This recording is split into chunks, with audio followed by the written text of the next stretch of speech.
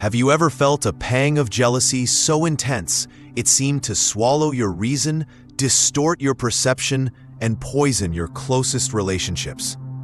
That creeping sense of inadequacy, the comparison, the resentment, you're not alone. Jealousy is one of the most universal and most destructive emotions we experience. But what if I told you that jealousy isn't your enemy? What if it's a message, a mirror held up by your unconscious, reflecting not just what you fear losing, but what you've lost within yourself?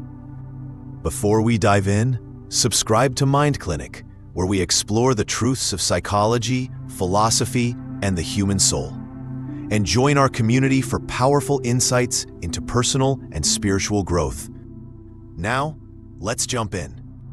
Carl Jung, the great Swiss psychoanalyst, didn't view emotions like jealousy as flaws to be eliminated. He saw them as calls from the soul, powerful indicators that something within us is fragmented, unacknowledged, or yearning to be integrated. According to Jung, every emotion has a purpose, and even the most painful ones hold the potential for deep psychological transformation. Jealousy, then, isn't just about the other person, your partner, your friend, your rival. It's not really about them at all. It's about you. It's about the parts of you you've disowned, what Jung called the shadow. The traits, desires, and needs that you were taught to suppress. Maybe as a child, you learned that wanting attention made you selfish, or that ambition was dangerous, or that your desires made you unworthy of love. And so, you buried those traits. You pushed them deep into the unconscious, into the shadow. But here's the twist. What we bury doesn't disappear. It waits. And jealousy is one of the ways it rises back to the surface. When we see someone else living out a part of ourselves we've denied, confidence, beauty, success, freedom, it can trigger a deep emotional reaction. Not because they have something we want, but because they've awakened a piece of us we've forgotten, or worse, rejected. So what do? We project, we lash out, we become bitter, we sabotage relationships, all because we can't stand to see in others what we're missing in ourselves. Jung believed that healing begins with awareness, with turning inward instead of outward. When jealousy arises, don't suppress it, don't judge it, observe it. Ask yourself, what is this feeling trying to show me about myself? What do I envy and why? Is there a desire here that I've ignored?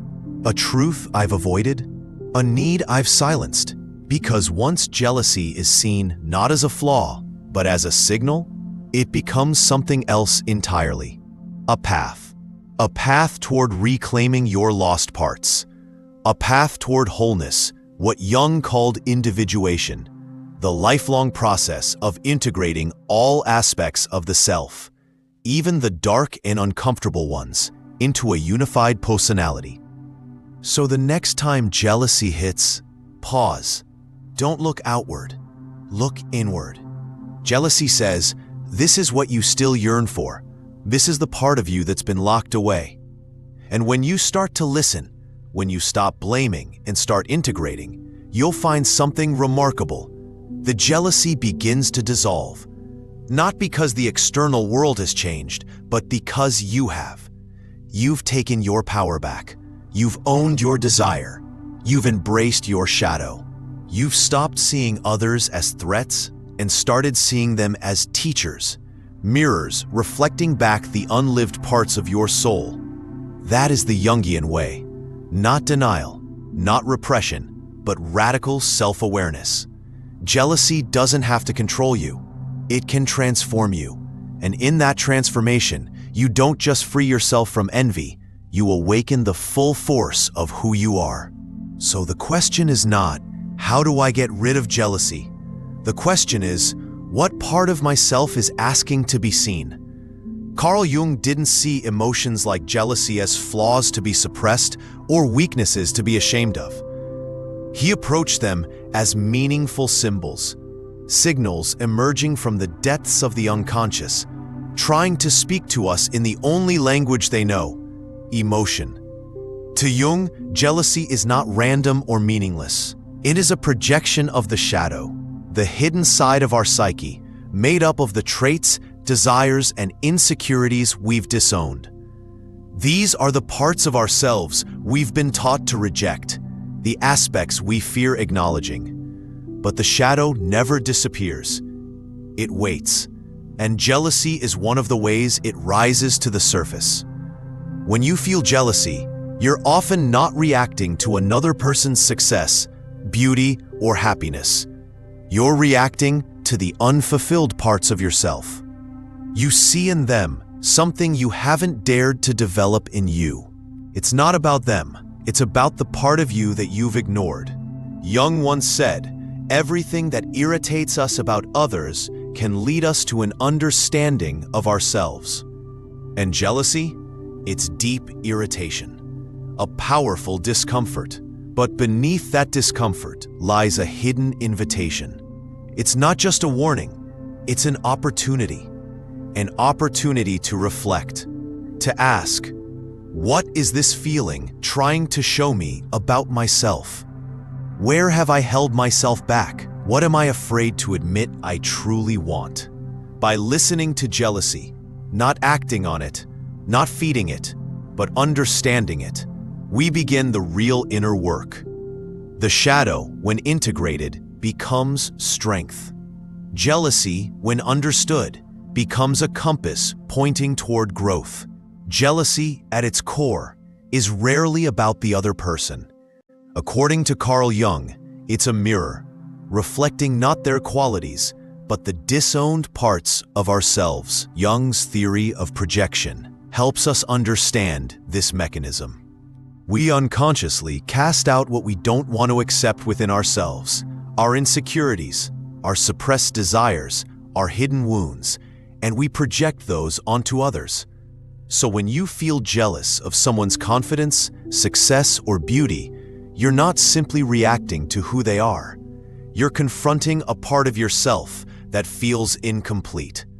Jung put it simply, we're not seeing the person for who they are.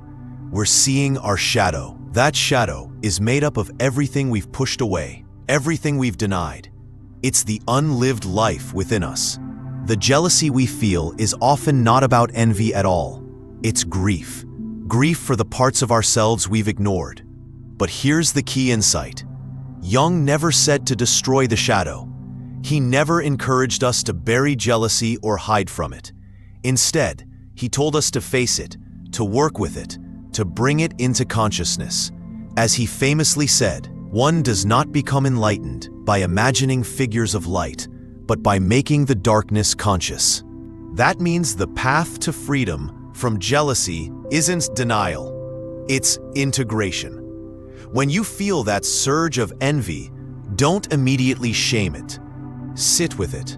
Ask what it's trying to show you. Is it pointing to an unlived dream, a buried desire, a fear of inadequacy? To conquer jealousy, you must stop pointing outward and begin the journey inward.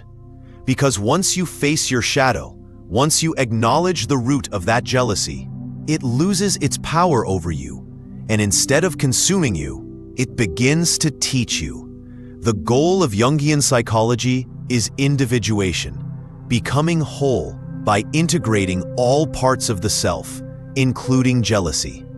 When you're jealous, ask, what does this emotion reveal about me? What am I afraid of lacking? What am I unwilling to face? Instead of judging the jealousy, explore it. This is how you pull it out of the unconscious and into awareness. Awareness is power. Once you understand what your jealousy is telling you, you can use it, not to destroy others, but to grow yourself. Individuation means developing your own values, passions, and identity. When you're living authentically, jealousy fades. You stop comparing because you're too focused on your own becoming. When jealousy arises, our instinct is often to suppress it, label it as bad, or pretend it doesn't exist. But Carl Jung challenged this very reaction. He believed that every emotion, especially the uncomfortable ones, contains psychic energy. energy that can be transformed. Jealousy is emotional fire. Left unchecked, it burns through relationships and self-worth. But consciously understood, it becomes fuel. It becomes direction. Think of it this way. Jealousy doesn't point to your enemy. It points to your desire. Not the shallow kind of desire driven by comparison, but the deeper longing for a more fulfilled, more expressed version of yourself. If you feel jealousy towards someone's creativity, for instance, ask yourself, what part of me wants to be expressed? What have I silenced? If you envy someone's relationship, is it because you long for deeper intimacy, not just with someone else, but with yourself?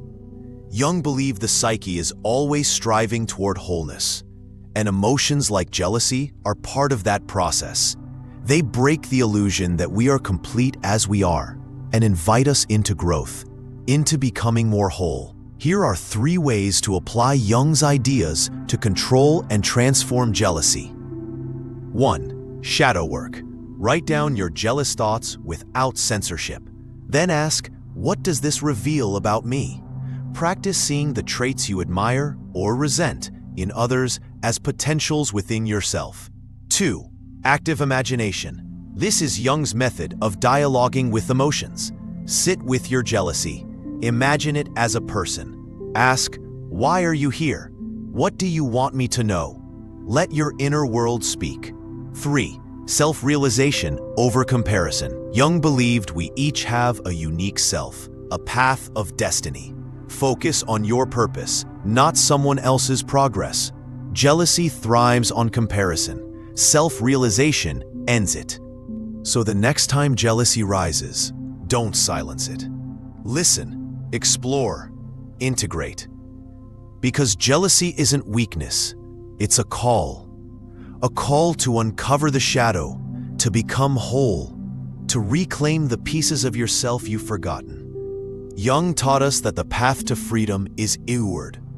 Your task isn't to kill the jealousy, but to understand it so deeply that it loses its grip on you forever. If this message spoke to you, share your thoughts in the comments. What part of your shadow are you ready to face? Don't forget to like, subscribe, and hit the bell, because more videos are coming to guide you deeper into your inner world.